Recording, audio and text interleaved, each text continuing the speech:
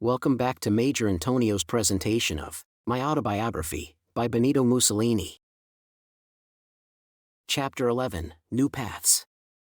When one watches the building of new structures, when hammers and concrete mixers flash and turn, the occasion is not one for asking the superintendent his opinion about the plays of Bernard Shaw, or for expecting the architect to babble discursively on the subject of his preferences between the mountains and the seashore as summer playgrounds. It is absurd to suppose that I and my life can be separated from that which I have been doing and am doing. The creation of the fascist state and the passing of the hungry moments from sunrise to the deep profundity of night with its promise of another dawn eager for new labors cannot be picked apart. I am lock-stitched into this fabric. It and myself are woven into one. Other men may find romance in the fluttering of the leaves on a bough. As for me, whatever I might have been, destiny and my own self have made me one whose eyes, ears, whose every sense, every thought, whose entire time, entire energy must be directed at the trunk of the tree of public life. The poetry of my life has become the poetry of construction. The romance in my existence has become the romance of measures, policies, and the future of a state. These, to me, are redolent with drama. So it is that as I look back over nearly 6 years of leadership, I see the solution of problems, each of which is a chapter in my life and a chapter in the life of my country. A chapter, long or short, simple or complex, in the history of the advance and experimentation and pioneering of mankind. I am not deeply concerned at being misunderstood. It is more or less trivial that conspiracies go on to misinterpret, and indeed entirely to misrepresent what I have sought and why I have sought it. After all, I have been too busy to hear the murmurs of liars. He who looks back over his shoulder toward those who lag and those who lie is a waster. It is because I cannot write my life, my daily life, my active life, my thinking life, and even my own peculiar emotional life, without recording the steps I have taken to renew Italy and find a new place for her in the general march of civilization, that I call up one after another the recollection of my recent battles over measures which submerge men, over policies which bury, under their simplicity and weight, everything else I might have lived. 2 fields of my will and action, of my thoughts and my conclusions, stand out as I write and as I record my life itself. I think of all of them in terms of utter simplicity, stripped of complex phrases. I have seen the futility of those who endlessly speak streams of words. These words are like armies enlisted to go away forever into the night, never to return from a campaign in which the enemies are compromise of principle and cowardice, inaction, and idealism without realism. There are those, no doubt, who regard me or have once regarded me as an enemy to the peace of the world. To them there is nothing to say unless it be to recommend my autobiography to them for careful reading. The record of facts is worth more than the accusation of fools.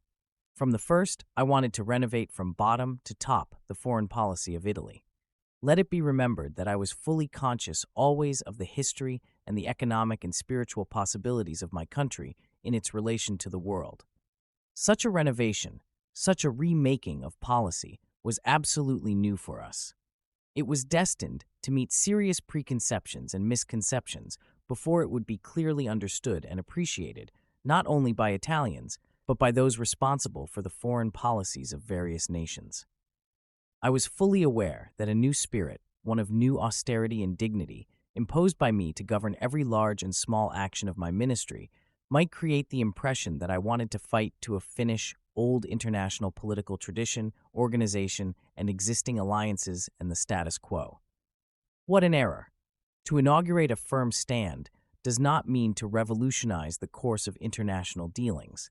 To demand a better appraisal of Italy, in accordance with a correct audit of our possibilities as a powerful and prolific nation, was only to reestablish our rightful position.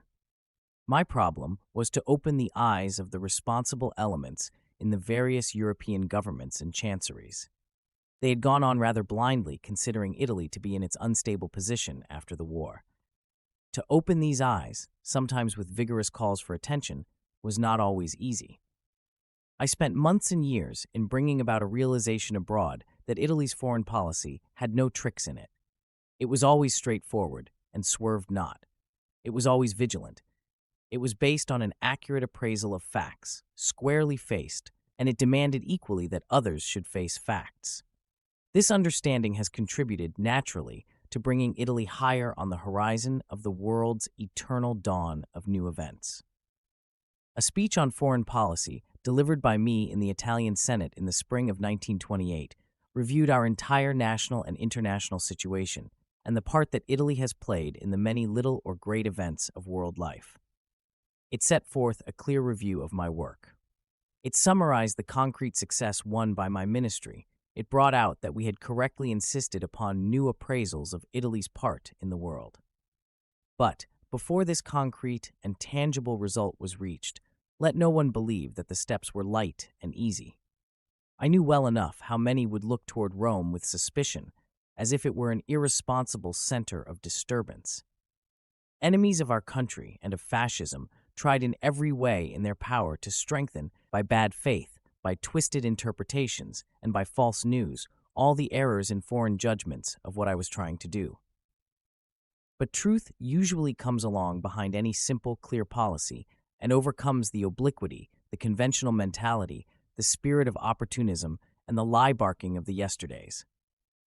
There is no country in the world in which foreign policy, though carefully carved out and approved by the nation, is not subject to internal attack based on ignorance or bad faith. Therefore, it was no surprise to me to find that even when I had calmed the internal political situation and had established for us the main points of the general policy of Italy, within and without, there were those who began an offensive of criticism. One of them was Count Sforza, who in October 1922 was in Paris as Italian ambassador. This man, loquacious and irresponsible as a minister in the past governments, had been a nuisance to the country. He had linked his name with the Adriatic situation, humiliating for our nation.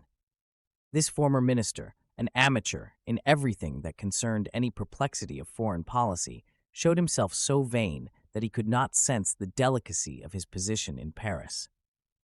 While in Italy events of historic character were maturing, homesickness for lost power made him a bad servant of his own country. He even went to the point of trying to create difficulties for the fascist government in the French capital. Already political groups there were unfavorable to, if not envious of, any new solidarity in Italy. Count Sforza at once began to criticize openly my declaration on foreign and internal policy, my political method, and my concept of fascist Italy. I sent him a telegram, and this is what I said, quote, "I must interpret as a not quite amiable and rather an awkward gesture your decision to hand in your resignation before having officially known my orders as to foreign policy, which I will disclose in the Chamber of Parliament. Orders that will not be merely a sum of sentiments and resentments, as you wrongly think. I bid you now formally to keep your place and not create difficulties for the government. In this moment, the government represents the highest expression of the national conscience. I am waiting for a telegraphic answer, and I reserve my later decision as to you. Mussolini." Unquote. To this telegram, Count Sforza made an elusive answer. So I called him to Rome, and after some explanations which revealed our two minds to be in complete antithesis, I relieved him of office and dismissed him from his place. It was time that the central authority should no longer be debated by those who occupied inferior positions. Italian political life needs command and organization and discipline. Our representatives abroad were sometimes shown to have a cold, isolated, autonomous life, far removed from their primary duties toward their country. This first strong gesture of mine was a clear signal. It undoubtedly served as an example and admonition for many others of our diplomatic representatives who tried to withdraw themselves with subjective attitudes beyond the supreme authority of the state. Having closed this breach in our diplomacy, I dedicated all my energies to the solution of those political problems which would determine our future. I found facing me a situation already distorted and prejudiced by the crass errors of preceding governments. I found a series of peace treaties which, though in some respects full of defects, nevertheless constituted as a whole an unavoidable state of fact squarely to be met. Still palpitating and open in Italy was the wound of the Rapallo Treaty with Yugoslavia. I wanted to medicate that and heal it. On the delicate ground of treaties, I explained my position and suggestions in a speech about foreign policy delivered in the chamber, November 16, 1922. I said then, as I always say, that treaties, whether bad or good, must be carried out. A respectable nation can have no other program. But treaties are neither eternal nor irreparable. They are chapters of history, not epilogues of history. Speaking of foreign policy in relation to the different groups of powers, I summarized my thoughts with this definition. We cannot allow ourselves either a plan of insane altruism or one of complete subservience to the plans of the other peoples. Ours is then a policy of autonomy. It shall be firm and severe. In November 1922, I met at Lausanne, Poincaré of France, and Curzon of Great Britain. Let it be said that I re-established then and there, on my first personal contact with the Allies, our equality. There were some clear and precise interviews. Some went on to a rather vivacious tune. For the time had come for Italy, with its record of sacrifice and with the weight of its history, to enter into an equality of standing in discussions of an international nature side by side with England and France. During my brief stay at Lausanne, I held conferences also with the Foreign Minister of Romania and with Mr. Richard Washburn Child, Ambassador of the United States in Rome, and Chief of the United States delegation at the conference. I eliminated also the question of the Dodecanus. To sum up my trip to Switzerland, these were the results. First, we made clear to foreign diplomats the new prestige of Italy.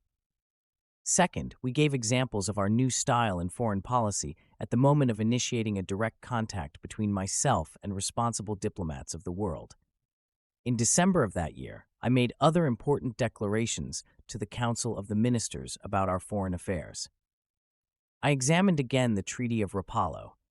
I began a solution of the problems of Fiume and Dalmatia, making that solution fit in with the situation created by the preceding treaties to which I had fallen heir. For the second time, I met Lord Curzon, and then I went on to London, where I stayed for several days. On that occasion, I was received with the most generous hospitality and found that I was listened to with respect by the English political world. Already, the question of the Allies' debts was on the table. I had discussed this with Mr. Child and with the British ambassador in Rome. I had a plan that I do not hesitate to claim was one of the most efficacious for the solution of that problem. My plan aroused a certain interest among the Allies, but some divergencies of a secondary character, and particularly the design of France to occupy the Ruhr, killed that which, in my opinion, was the most logical solution of the debt question, combined with the problem of the German reparations. It was a solution which might have permitted a quick and powerful restoration of world economy. Always before me in my foreign policy is the economic aspect of international problems. That was why in 1923 I concluded a series of commercial treaties with a political background with a number of nations. It amuses me to be called an anti-pacifist in the light of our record of treaty-making for peace and for fair international dealings. These commercial treaties were very helpful in settling our economic position. In February of 1923, I signed the Italian-Swiss Treaty, concluded in Zurich. I ratified the Washington Treaty for the limitation of naval armaments. Other commercial treaties were concluded with Czechoslovakia, with Poland, with Spain, and finally, with France. I took the first steps to renew commercial relations with Soviet Russia. Our record in international affairs discloses a sleepless vigilance to build peace and make friends. More peace, more friends. We yield nothing of our autonomy, nor do we allow our power to be used as a pawn by others. We are idealists in the sense that we endeavor to make and keep peace by building and maintaining, brick by brick, stone by stone, a structure of peace founded on realities rather than on dreams and visionary plans. I have insisted upon being strong, but I have labored to be generous. For an efficient foreign service, the world requires some house cleaning in its diplomatic machinery, which has grown stale, overmanned, and bureaucratic, and filled with feeble, petty conspiracies to gain place and promotion. I then began, in the reorganization of our consulates, an elimination of foreign functionaries. That work was long and widespread because it was necessary to rebuild our old consular organization. The renovation, complex as were its problems, was completed with unswerving insistence. In the midst of this complex task of foreign policy and machinery, and while I was studying the solution of the Adriatic problem, there came the news that the Italian military mission in Albania had been treacherously ambushed on a road and massacred in its entirety by bandits from the border. In this tragic happening, there were wiped out brave General Enrico Tellini, Surgeon Major Luigi Corte, Artillery Lieutenant Mario Bonaccini, and a soldier, Farnetti. The Italian military mission was in Albania, together with other foreign missions, with a well-defined task, laid out by definite international agreements. The offense to Italy and to the Italian name hit the sensibilities of Italy squarely in the face.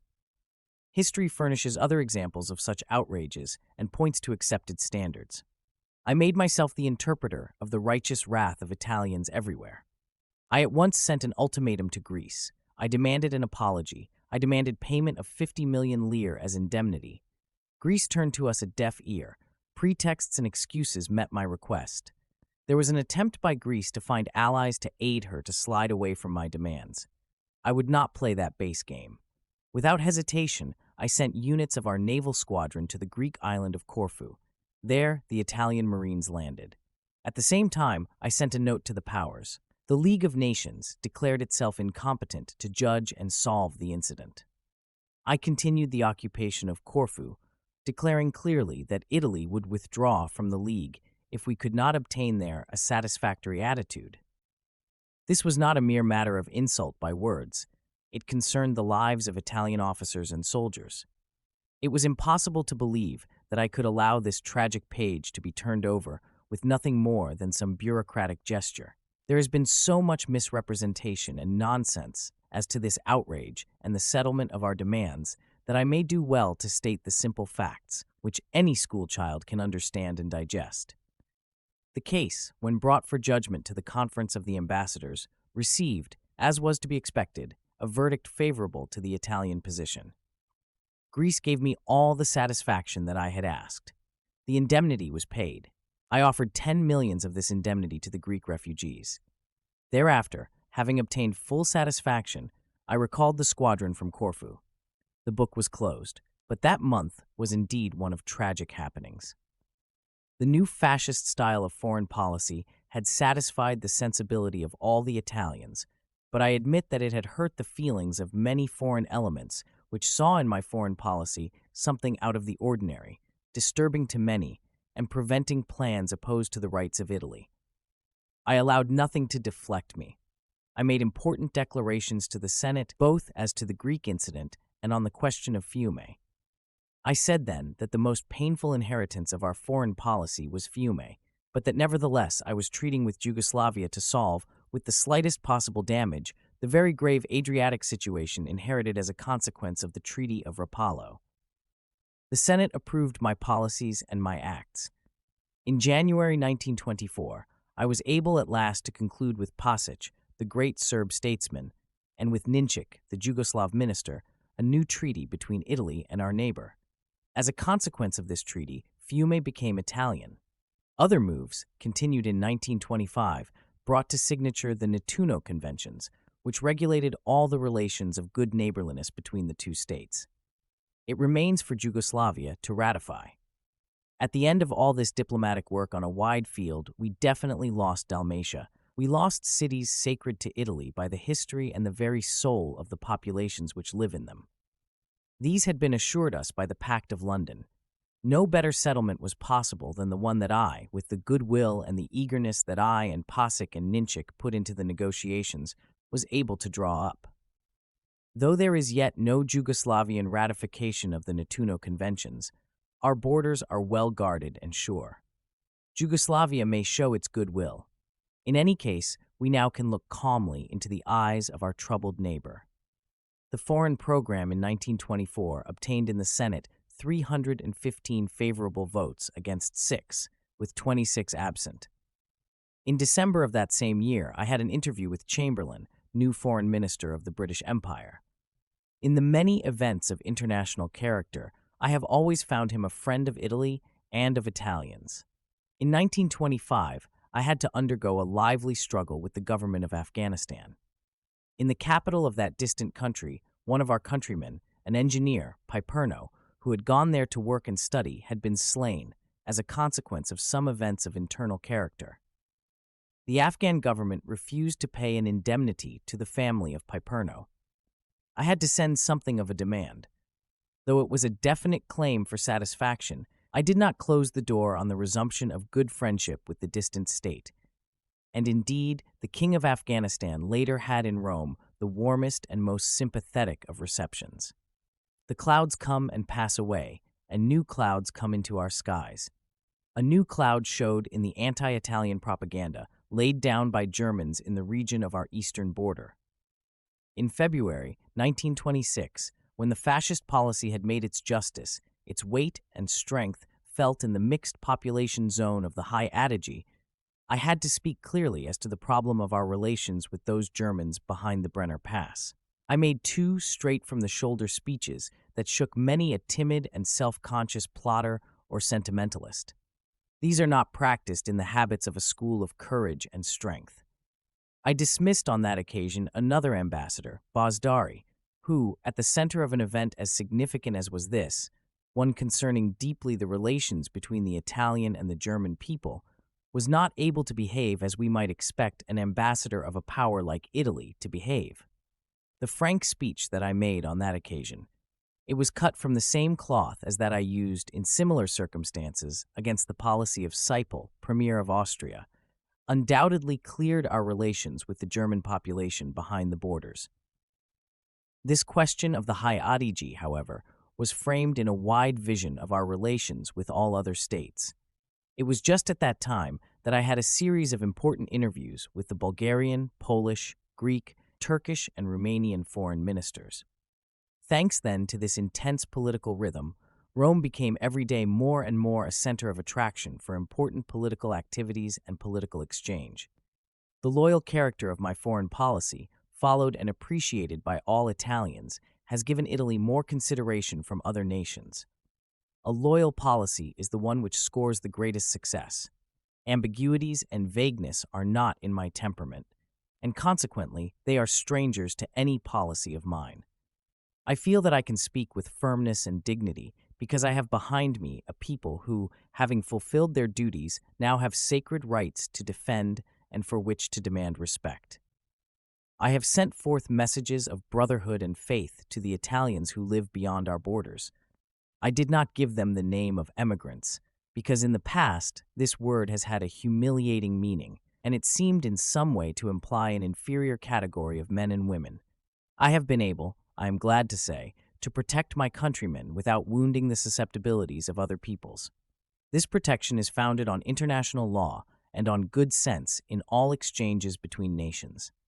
Italy, on its part, has accorded the greatest hospitality to all those who for business, for religious faith, for pleasure, or even for curiosity, have wanted to visit our soil.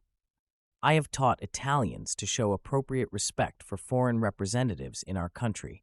It is never admissible, in fact, for diplomatic controversies to be twisted or troubled by angry popular demonstrations against embassies or consulates. Such disorders belong to an old democratic habit which fascism has clearly outgrown. There have been delicate moments in Italian affairs during which resentment and protest might easily have been exhibited. I have always held these protests within the limits of fascist dignity, though often they have been exaggerated in the foreign press. This is no slight undertaking, even for one who has imposed upon himself the task of giving order and discipline to the Italian people. The foreign policy of Italy, as directed by me, has been simple, understandable, and rests on these main points. First, mine is a policy of peace. It is founded not upon words, gestures, and mere paper transactions, but comes from an elevated national prestige and from a whole network of agreements and treaties which cement harmony between peoples. Second, I have not made any specific alliances with the great powers. Instead, I have negotiated a series of treaties which show a clear and decisive will to assure to Italy a prosperity in its relations with all nations, especially with those of great historical importance, such as England. Nor have I failed to work out a whole series of treaties with minor powers so that Italian influence could have its part in general progress. Albania is one case. Hungary, and Turkey are others. To assure harmony on the Mediterranean, I have established accord with Spain. To make possible a greater development of our industries and of our foreign trade, I resumed independent commercial relations with Russia. Stupid, indeed, are those who fail to see that I have taken a serene, respectful attitude, but not a humble one. The League of Nations and some of the diplomacy inspired by the Locarno Treaty are witnesses of that. I made reservations, after meditated discussions, and because of my well-grounded beliefs regarding the disarmament pacts, I noticed some absurdities in them. I have bettered and completed the consular organization, and I have put in it a series of new men born with and grown out of fascism. They have suffered the passion of the war and the passion of our rebirth. In the meantime, I did not fail to bring fascism also to our colonies. I wanted to extend the standards which demanded discipline and ensured full harmony for all Italian initiatives. These must be concentrated from now on in the representatives of our policies. A sense of new life and pride fills not only the Italians in Italy, but all our countrymen scattered about the world. Italy now enjoys the respect of those nations which evolve and put into effect world policy. My colonial policy has simple affinity with my foreign policy. Even taking into consideration the virtues of our colonizing peoples, even remembering all the fine human material we have given for the development of entire regions of the African and American worlds, before the war and after, we had failed to realize the potential possibilities of our colonial program. We had failed to bring it to vigor and fruitfulness. We missed, then, that legitimate satisfaction which should have come to us as of right and from duty fulfilled during and after the war. Colonial development would not have been for us merely a logical consequence of our population problem, but would have provided a formula for the solution of our economic situation. Even now, at this distance of 10 years from the war, this problem has still to find its full solution. Our colonies are few and not all open to extensive improvement. Eritrea, which is the first of our colonies, has not undergone any change. Somaliland has been augmented by British Jubaland, following a diplomatic accord. Lately, thanks to the wise policies of Governor De Vecchi, we have pacified all Somaliland, and considerable Italian capital is moving toward that colony of ours, to be used for definite objects and to provide work for Italian labor. The Libyan colony, which includes Cyrenaica and Tripolitania, was reduced during the war to the occupation of the coast and some of the principal cities. Fascism, on assuming power, found grave conditions. These also have been cleared up. Our policy of military occupation and of course of economic penetration has assured us the full and uncontested domination of Cyrenaica as far as Djaraboub and of Tripolitania as far as the border recognized by treaties of international character. There is a great fervor of rebirth in both colonies. Tripoli has become one of the most beautiful Mediterranean cities. A congress of medical men has adjudged it a health resort. We have found water for the city and water in the hills for irrigation. I made a visit to the zone of Tripoli, and that gave me a conviction as to all the possibilities for improvements that can be extended to the entire colony.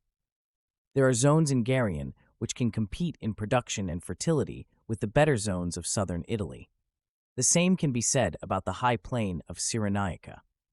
In this last region, I have abolished a curious form of parliament created by the weakness of our former governments.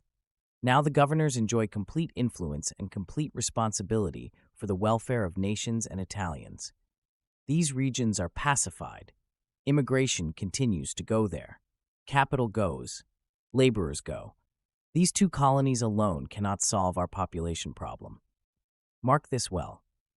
But with goodwill, and with the help of the typical colonizing qualities of Italians, we can give value to two regions which once were owned by Rome, and which must grow to the greatness of their past and contribute to the new and greatly expanding possibilities of our general economic progress. Into these labors to rebuild Italy's peaceful position before the world and to develop, as duty dictates, every colonial possibility which may help to solve our population problems, I have put my days and some of my sleepless nights. But it would be absurd to suppose that life was quite so easy for me as to allow me to stop with international and colonial questions. Let us turn to the amazing and dramatic financial situation. A leader of the Liberal Party in Parliament, Peano, 6 months before the March on Rome, had defined the deficit of our budget by a figure of more than 6 billions. The financial situation was then, according even to the declaration of our opponents, desperately serious. I knew what a difficult inheritance I had received. It had come down to me as a legacy from the errors and weaknesses of those who had preceded me. In fact, I fully understood that with such an important leak in the hull of the ship of state, any great voyage of progress would be impossible. Finance, then, was one of the most delicate and urgent problems to be solved if I wanted to rebuild and elevate our credit abroad and at home. There were many demands due and waiting. Necessity had turned the printing presses to the production of new paper money, driving down and down the value of Italian currency. An irresponsible and demagogic policy had been followed, which had brought about complex makeshifts. These not only affected the soundness of the budget, but also were undermining all our economic life and the whole efficiency of the state. I had to deal a smashing blow to useless expenditures and to those who sought tribute from the treasury. I had to rake up tax slackers. I had to establish severest economy in every branch of state administration. I had to put a brake on the endless increase of employees. Furthermore, the obligation of settling our debts to foreign powers was staring me in the face. Even if our resources were limited, this supreme act of wisdom and honesty had to be performed. It goes without discussion that for states, as for individual citizens, when a debt has been signed and acknowledged, it must be paid, and faith must be kept as to obligations undertaken. For this work, I picked a capable man. I appointed as Minister of Finance the Honorable De Stefani, a fascist and a doctor of political economy. He was able to curtail expenses, repress abuses, and create new sources of revenue and taxes. In this way, the budget was almost balanced within 2 years. I demobilized all the economic organization left over from wartime. I eliminated the useless bureaucracy of the new provinces, still burdened by the debts and indemnities of war. I settled all these with an issue of bonds, quickly subscribed. Before launching a policy of severe economy, I wanted to do full justice to the invalids of the war. I fixed, with special privileges and without regard to economy, the obligations that the state was to assume in their favor and in favor of the orphans and widows of those who had died in battle. After having repaired in this way a cruel wrong and fulfilled a duty toward those who had given their life and their blood to the country, it was easy for me to strike at certain forms of exaggerated and sudden wealth derived from war profits. There is no doubt that I have been very harsh in this matter. But why not? These unjust pocketbook privileges represented an offense against those who had suffered for the war, suffered not only in misery or death, but also in loss of money and property. While striving to eliminate all that burdened the economy and finance of the state, I tried to promote individual production to the greatest degree. I had to respect honestly accumulated wealth and make everybody understand the value, not only economic but also moral, of inheritance transmittable in families. Because of this, though I had approved a tax reform of great importance, I restored many basic rights, such as the right of succession. It was made clear that I would never approve subjecting inheritance to a taxation which had almost assumed a socialistic character of expropriation. Interference with succession strikes a blow at the institution of the family. I aroused controversies, but at last my decision was understood and accepted by the people. Who knows better than I that the discipline displayed by the Italian people has been worthy of my admiration and of the respect of the world? We have no great natural resources. Nevertheless, our citizens subjected themselves to the pressure of taxation so thoroughly that toward the end of 1924, Minister De Stefani was able not only to announce to the Chamber the balancing of our budget, but also to foresee a surplus of 170 millions for the fiscal year 1925 to 26. I consider that the cornerstone of all governmental policies is a wise and strong financial policy. And now, supported by the soundness of the budget, this policy was an accomplished fact. The state, through able administration and the disciplined patience of Italian taxpayers, was able to face all its obligations, to liquidate its liabilities, and in 1925 and 1926 to discuss with Washington and London the complex problems of war debts. We were out of the hole.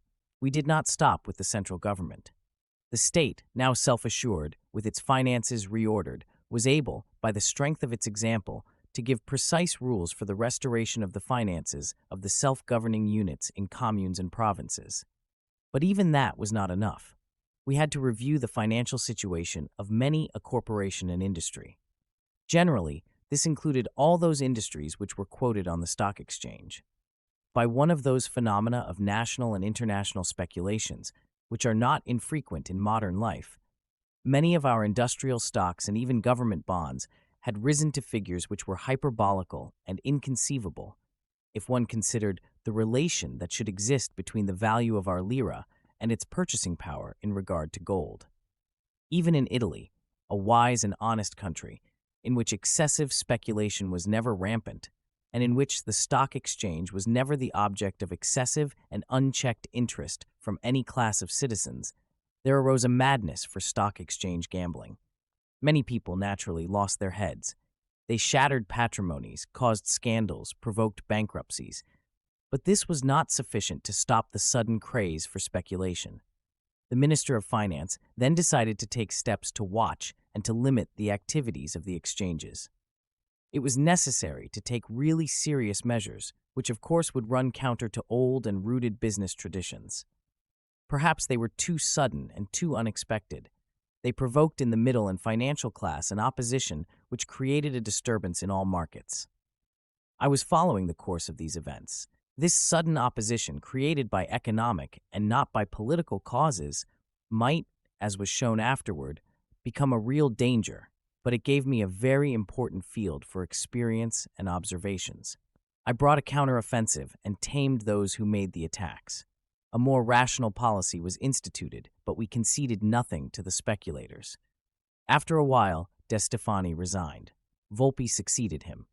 In the meantime, after this first difficulty had been dealt with, I concentrated my attention on the war debts.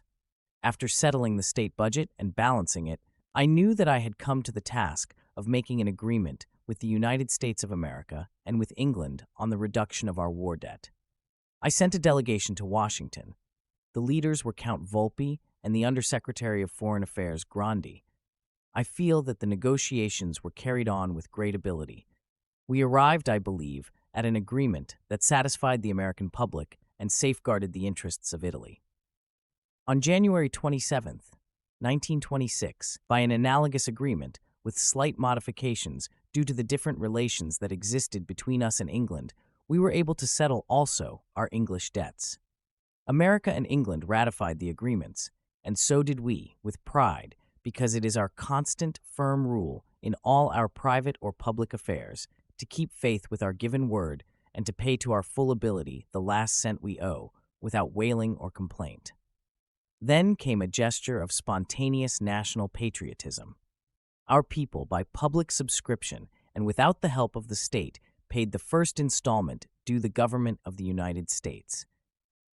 I believed then that the security of the budget and the agreements of Washington and London would be sufficient evidence to reassure our industrial, commercial, and banking classes as to the soundness of the financial policy of the government. I hoped that it would lead to a gradual revaluation of all our currency and credit in national and international markets. Unfortunately, all which appeared to me to grow out of convincing logic did not follow. In the first 6 months of 1926, we were losing an average of 10 points in relation to the pound. The pound sterling naturally was towing all the other privileged currencies in such a way that, at a time when our credit should have been on the upgrade, we were witnessing an opposite phenomenon. Our private economic life was getting thinner and less stable. It was becoming fickle and inconstant through a gradual inflation which might delude many industrial centers of northern Italy, but was certainly not satisfying to the middle class and to the Italians who saved money. It was necessary to give a point of support to this gay finance.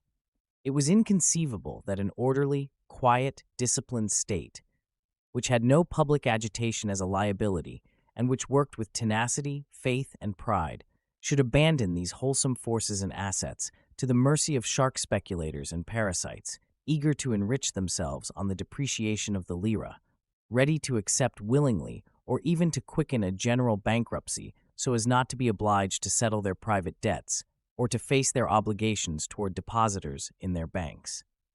A betrayal of the Italian people was being plotted by a class of unworthy citizens. It was a serious betrayal and an injury to moral character, because a ruined people cannot readily be born again in the credit of the world. I studied for a long time the complex phenomenon of state, private, and individual finance. I was making a comparison between our own economic phase and the situation of analogous countries. I was watching closely the statistical data of our commercial balance. I had in my hand all the evidence for a sure and positive judgment, and was ready to say the word which would influence, in a clear and decisive way, the economic life of Italy. Thus it happened that in August 1926, in a square of a beautiful town of central Italy at Pesaro, I made a speech which was to become famous and which was destined to mark the beginning of the revaluation of the lira and our starting point toward a gold basis. I had decided for some time to speak out with candor to the Italian people. Foreign exchange had revealed a weakness in our credit abroad. Instability every day under a regime of giddy and disastrous finance was a sign of underground work. I had to put speculation back to the wall with a slam. I had to face and defeat that part of a certain class who would have pushed the nation toward bankruptcy. The government could not ignore them or their machinations. It was not only a matter touching the financial future of the country. The very flag of the Italian people was being jeopardized. In fact, in certain situations, even the soundness of a currency can assume the dignity of a flag and must be defended by every open means. One cannot entrench oneself behind ignorance when the patrimony and the dignity of an entire people is being threatened. Fascism, which had put discipline into the nation, had to put its firm hand on that class of short-sighted speculators who wanted to bring to nothing the value of our currency. Fascism, which had won on the political line, now faced, as I could well see, a defeat if it did not intervene energetically in the financial field. In this plot against us were joined all the strength of the international anti-fascists, spurred and aroused by our eternal foes, inside Italy and out. I understood that combined with this problem of honesty and rectitude, there was also a problem of will. So I spoke. Here is the essence of my speech. Quote, "You must not be surprised if I make a political declaration of definite importance. It is not the first time that I have addressed to the people directly, without any official apparatus, my convictions and my decisions. I must always be trusted, but especially when I am speaking to the people, looking into its eyes, and listening to the beating of its heart. I am speaking to you, but in this moment I am speaking to all Italians, and my voice for obvious reasons will certainly have an echo behind the Alps and overseas. Let me tell you that I will defend the Italian lira to the last gasp. I will never subject the marvelous Italian people, which for 4 years has worked with ascetic discipline and is ready for other and harder sacrifices, to the moral shame and economic catastrophe of the bankruptcy of the lira. The fascist regime will resist with all its strength the attempts to suffocate Italy being made by inimical financial forces. We will squash them as soon as they are identified at home. The lira, which is the sign of our economic life, the symbol of our long sacrifices and of our tenacious work, will be defended, and it will be firmly defended, and at any cost. When I go among a people that really works, I feel that in speaking this way I interpret sincerely its sentiment, its hopes, and its will. Citizens in black shirts, I have already pronounced the most important part of my speech, destined to dissipate the fogs of uncertainty and to weaken the eventual attempts of troublesome defeatism." Unquote.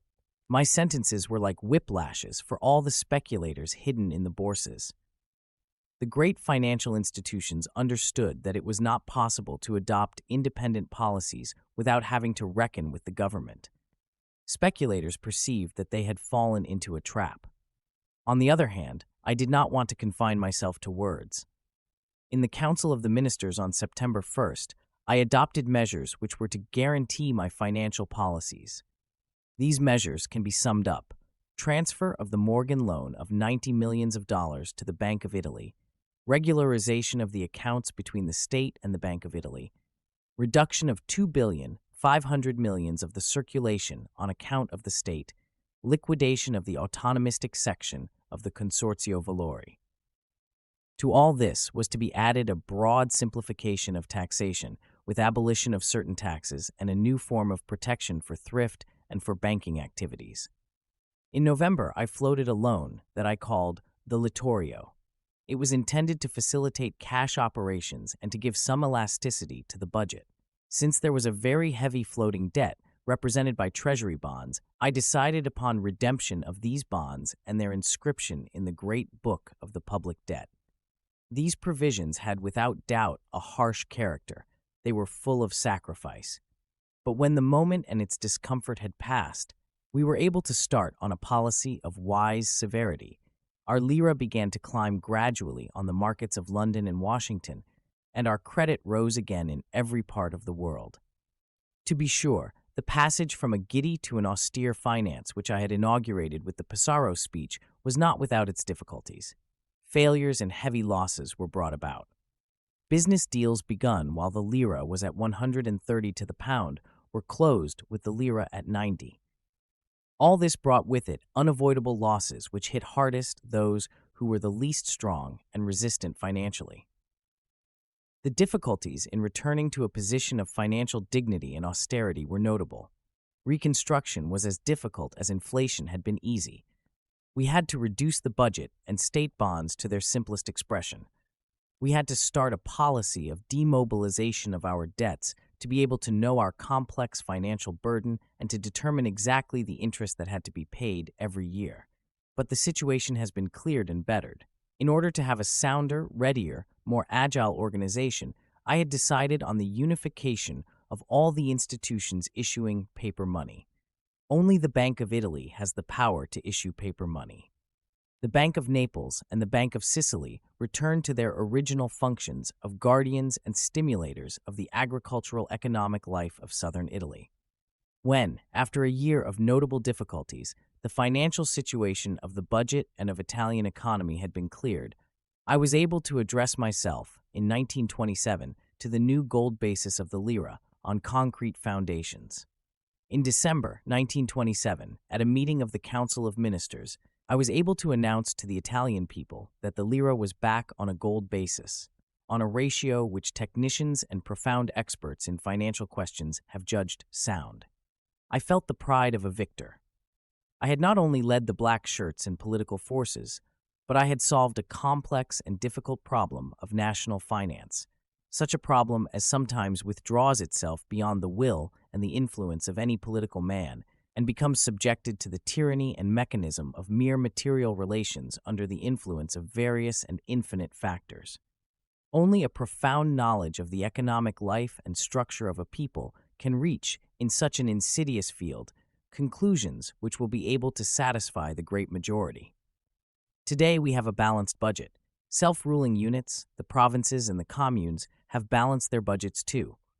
Exports and imports and their relationship are carried in a precise and definite rhythm, that of our stabilized lira.